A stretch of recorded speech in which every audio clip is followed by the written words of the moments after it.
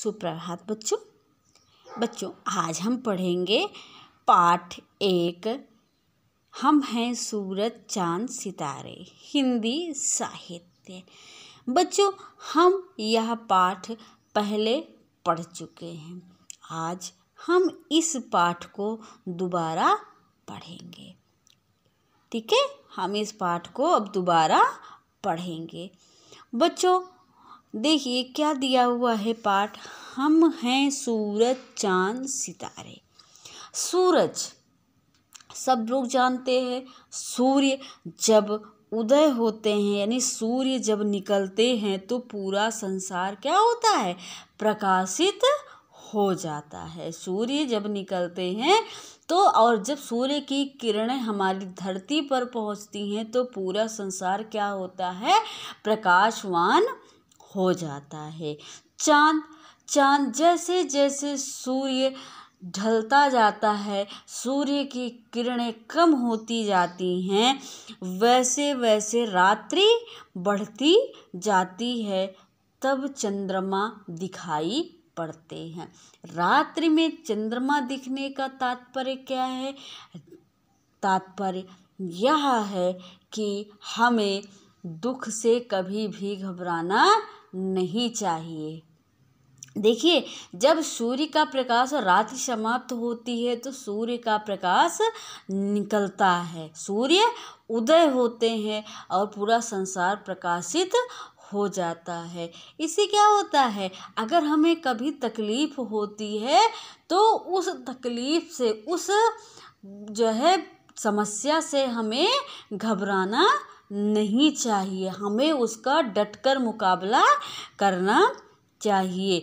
जैसे रात्रि में चंद्रमा और सितारे डटकर रात्रि से मुकाबला करते हैं, तब जाकर सुबह होती है और सुबह सूर्य प्रकाशित हो जाते हैं और पूरा संसार प्रकाशवान हो जाता है। वैसे ही हम सबको भी कभी भी दुखों से घबराना नहीं चाहिए, क्योंकि आज अगर हमें तकलीफ है तो कल वह तकलीफ, वह समस्या दूर हो जाएगी।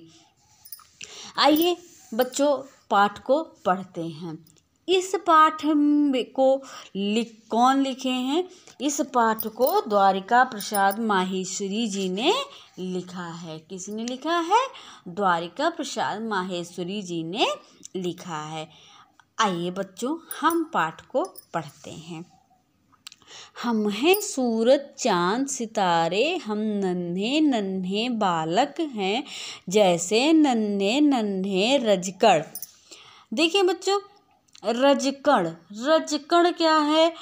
धूल के कण। रज का मतलब धूल, ठीक है, ठीक। रजकण मतलब धूल के कण, कण का मतलब तिनका, धूल का तिनका।